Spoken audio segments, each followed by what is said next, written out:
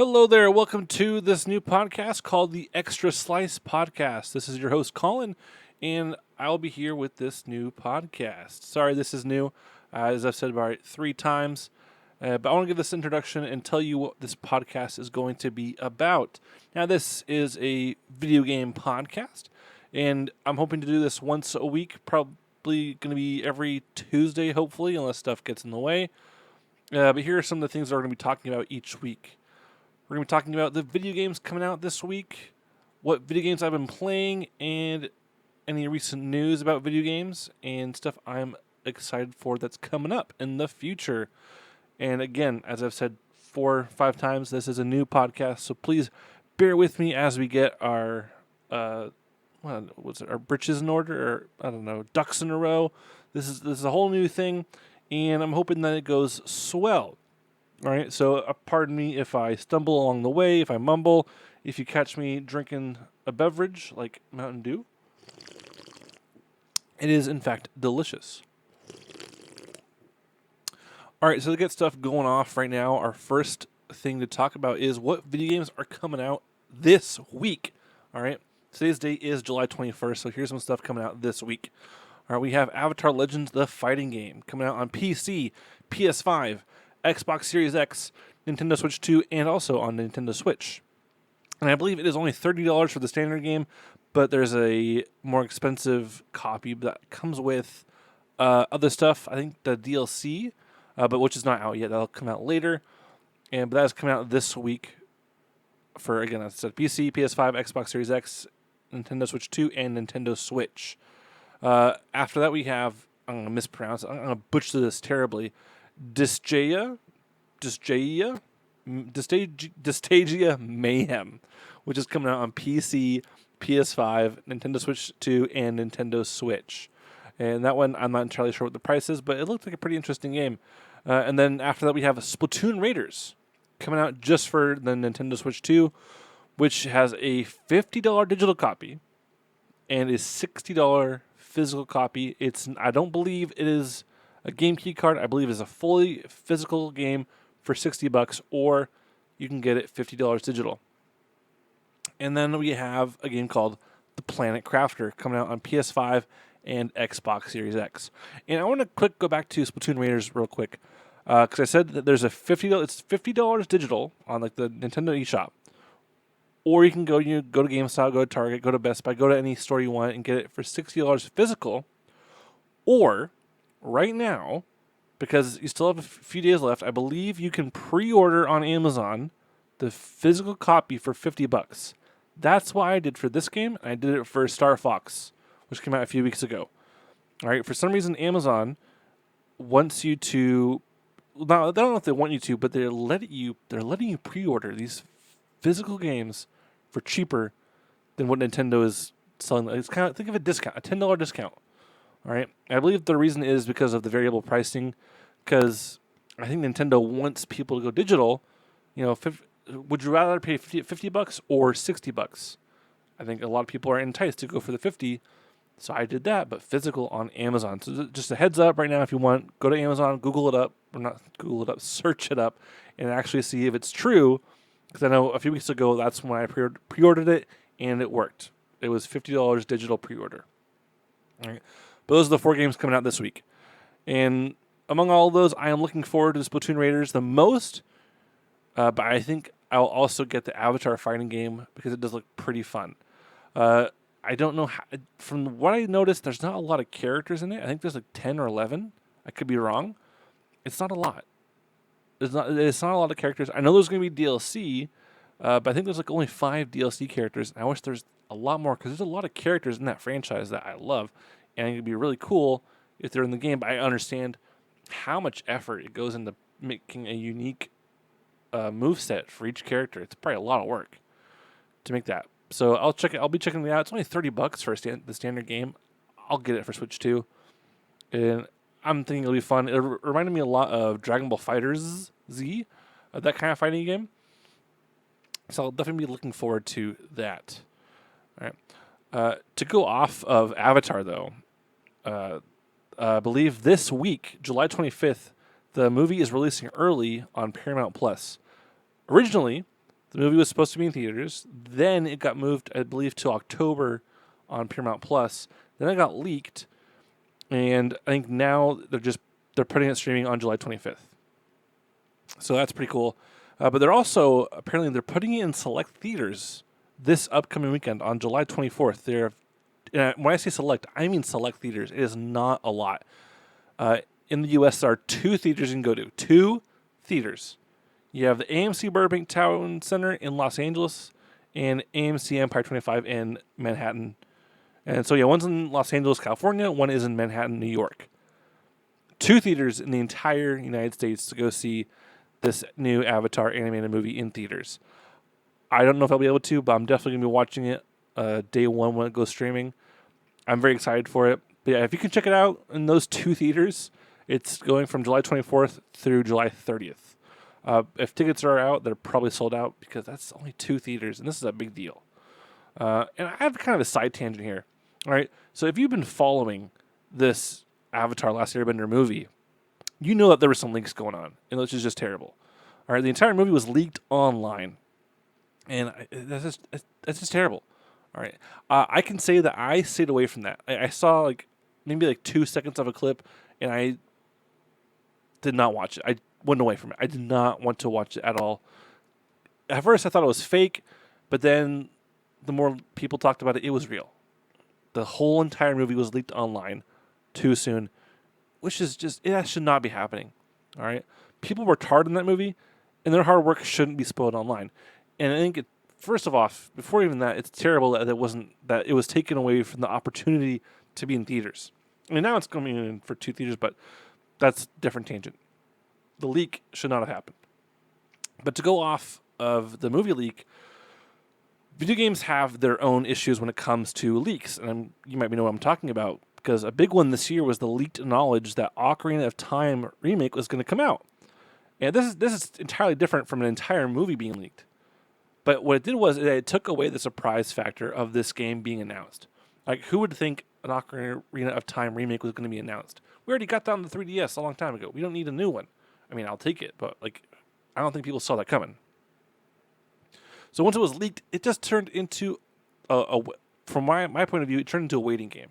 All right, so everyone hears about this leak of Ocarina of Time, and now we're just waiting. When is this going to be announced? When's it going to be released? When's it going to be talked about from Nintendo? We're just kind of speculating for months at this point. All right, so when the Nintendo Direct did happen, everyone kind of knew it was coming. Everyone knew that at some point in the Direct, Ocarina of Time was going to show up. And, of course, it showed up at the very end, the one last thing before we go. Here's Ocarina of Time. And it looked beautiful. It looked fantastic. But the leak ruined that. I was so... I wasn't, phased. But, I wasn't excited. I was, but, not as much as I could have been. All right? The video game leaks take away the joy of new games, I feel like. All right? I understand that some people have a career from leaking information, and I don't think they'll ever stop. But then there's some people who will leak fake info, but get some tiny stuff right. I think those are fine, but they usually just leak something that doesn't sound true. Ocarina of Time remake is plausible. All right, and I just think that the leaks in general hurt the community for the Avatar movie. It definitely hurt the community. It definitely hurt the people behind the product.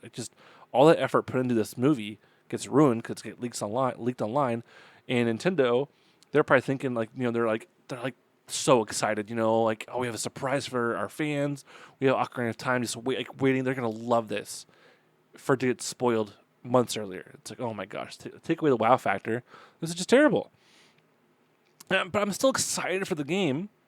I'm still excited for it, but just leaks kind of ruin stuff. And I would prefer leaks to not happen, but they're inevitable. And even if you try to hide under a rock, you're going to hear some leaks from other people. The internet is just... If you're on the internet, you can't hide from anything. You're going to be stumbling upon tons and tons of leaks, even if you try not to. All right? Maybe you can hold yourself back, for the Avatar movie. That leak, you can stay away from, but a lot of people just went in and watched it. That one... It still hurt the community. It still hurt the people making it, but I was able to not watch it. And I'm so excited for the new movie to watch this weekend. But when it comes to video games, it sucks. It takes the whole joy out of new announcements. sorry, that was my side tangent. Going back on track. The next subject I want to talk about in this podcast is what video games have I been playing recently, and I have 3 on the top of my head, or 3 on the agenda, 3 that I've written down. The first one is a game I beat a few weeks ago called The Adventures of Elliot: The Millennium Tales. Another one is I restarted Dragon Quest IX again on the DS. And third one is I recently started streaming Kirby Triple Deluxe on the 3DS. And I'm going to go through each one in kind of in order. First, going back to Adventures of Elliot. That game came out a few weeks ago. I think June? I'm going to say June, or maybe it's been a while. I loved that game. I made not a whole review. It's kind of a bad review. I made a review on it, uploaded it I think a week ago. Just my quick thoughts and impressions. Fantastic game. If you are listening to this right now, go buy Adventures of Elliot. You can get it game key card. You can get digital. Your choice. It's a fantastic game. If you like old Legend of Zelda, if you like new Legend of Zelda, if you enjoy any action RPG, any adventure kind of game like that, go for it. It's a blast. It's a fun playthrough. It's not too difficult. There can be challenging if you want, but it's not too bad. All right.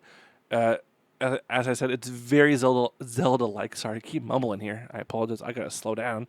It is very Zelda-like. So if you like old school Zelda, even new school Zelda, play it. Fantastic game. If you're looking for a game to play, that's the game. All right. Moving on. I recently restarted playing Dragon Quest IX.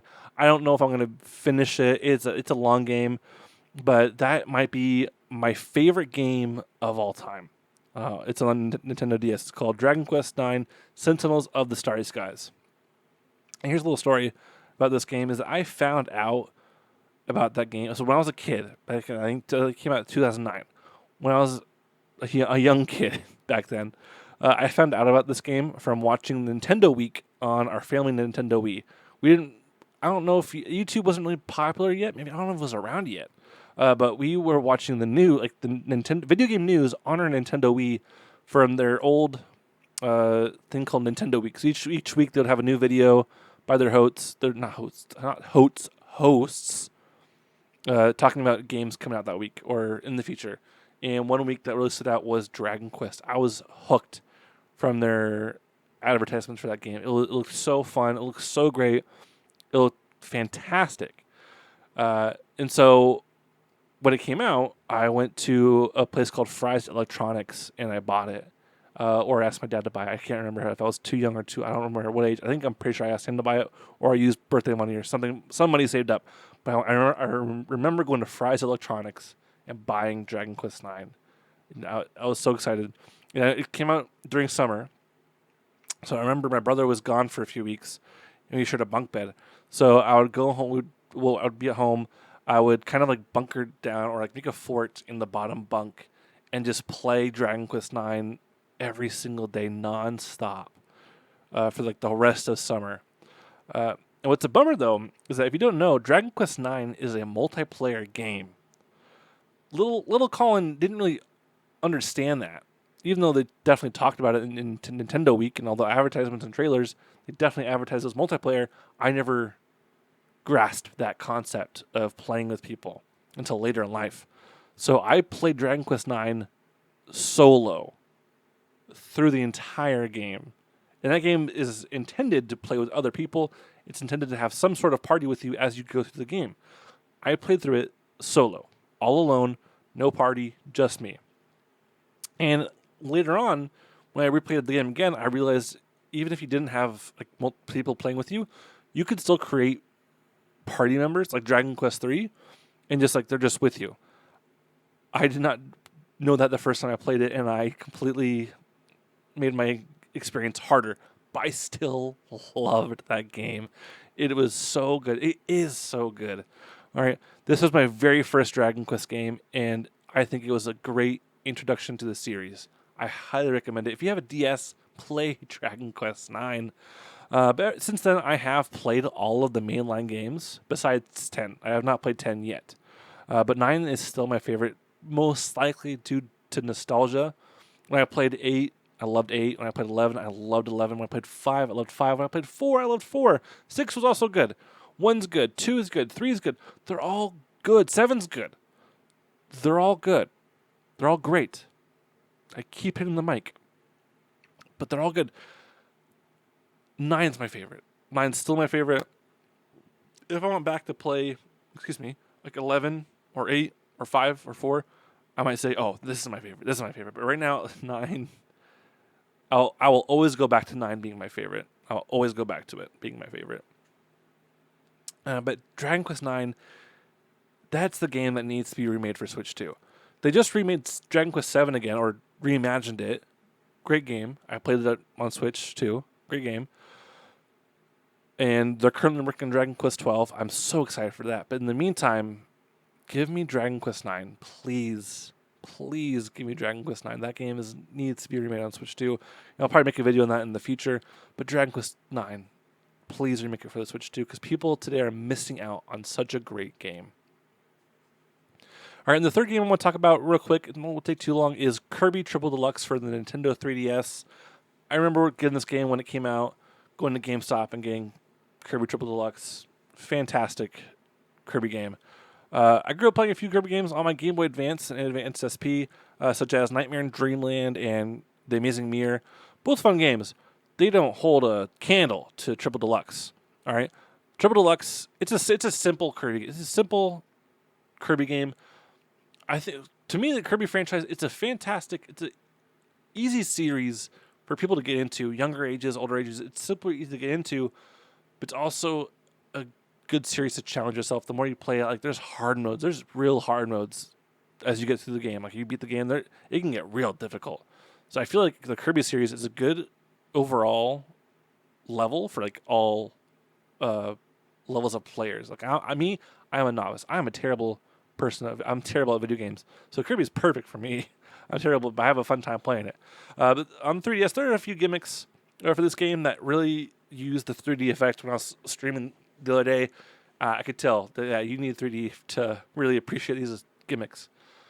And I know the Switch doesn't have a 3D effect, but I feel like it could still be remade for the Switch. Same with Planet Robobot. Those can both be put on the Switch, and it would still be perfectly fine. Okay. But if you have a 3DS lying around, or possibly a good emulator handheld like the AYN Thor, I would highly recommend this game for a casual fun time. Again, they're super easy to get into, but they can also become hard if you prefer a harder challenge.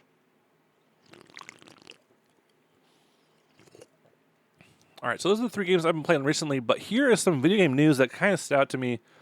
Some of it is very old. When I say very old, I mean like a week or two old. It has maybe 3 weeks, I don't know. But a few weeks ago, Sony announced that they are going to have no discs in 2028. Again, you've probably heard this a lot. Everyone's talked about this. But no discs, no physical media from Sony for PlayStation. That's nuts. I know we're in a day and age of digital media. It's everywhere. We have streaming services. Who cares about buying physical media anymore, you know? I do. I try to buy physical movies when I can. I try to buy physical games when I can. But like, it's becoming a digital age, and I'm kind of scared. All right, but yeah, Sony announced no discs in 2028. Xbox, I believe, or it's either rumors or it's confirmed, but they're working on a way to turn your physical games into digital, which is kind of cool. I'm not sure how that's going to work out. Like, say you put in your copy of Halo 2 into your Xbox. Are you able to take it out and still use it as Halo 2, or is it dead? Is it just an empty disc? You know, it's kind of a weird thing to think about. Other news, this is not important to me at all, but maybe it might be important to you. The Call of Duty movie will be based on the Modern Warfare series. Yes, there's a Call of Duty movie coming out, and it's going to be based on the Modern Warfare series of games, which I've only played a little bit of 2 and 3, just multiplayer. I have no idea what the stories are. But I believe those are some fan favorites of people who've played those games, so good for you. Hopefully the movie is good. I have no expectations for it. And going back to Ocarina of Time, I think a few years ago there was a leak on GameStop that the Ocarina of Time remake would be releasing on August 4th. I don't think that's happening. I think that's way too soon for that kind of game. If it was a smaller, less popular title from a different franchise, I could believe it. But this is a Legend of Zelda.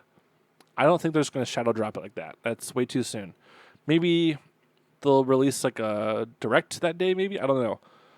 Or like open up pre-orders. I don't think August 4th is the time for Ocarina of Time. If it happened, I'm not complaining. I just don't see it being likely. So I think that's kind of false. All right. There's a ton of news that I did not cover, by the way. Those are just the things that stood out to me. So each week when I go over the news, it's just going to be the stuff that stands out to me. All right. If you want to comment down below what you think is important, please let me know. That's just the stuff that kind of stood out to me. Not really important. It just stood out to me. All right. The Call of Duty movie, I don't really care about it, but I found it a little bit interesting. Next subject is the stuff that I am looking forward to in the future. We've talked about it a few times already today, the Ocarina of Time remake. I first played the game on the 3DS back in, I think I got the game in 2011 or 2012 when the 3DS went on when they reduced the price because it was too expensive. But they reduced the price, and that's when I got the 3DS. And the first game I got was Ocarina of Time. And I had a blast playing that game. That game was fantastic on the 3DS. I know it's very similar to the original. It's just a slight graphical upgrade, but it looked beautiful, especially in 3D. Beautiful. I'm hoping that the game on the Switch, the remake or remaster, I'm hoping that it has more content than the original. Even though there's already a ton of content, like there's more than enough. Like the game itself is fine, but I would love to see them add more to this game to to pull people back in. I know everyone's gonna buy it. If you love Ocarina of Time, you're gonna buy it. Everyone's gonna buy it. But I want them to add more. But for this remake, my guess is that they're gonna try to make it. My guess is they're gonna try to make the gameplay feel similar to Breath of the Wild and Tears of the Kingdom. That way, the people who were introduced with those games are gonna have an easier time picking them up. So I'm not saying that you're going to be able to have the Ultra Hand or a Sheikah Slate, but I feel like it's going to feel slightly similar to those two games, so that people have an easier time playing them. That's my thought.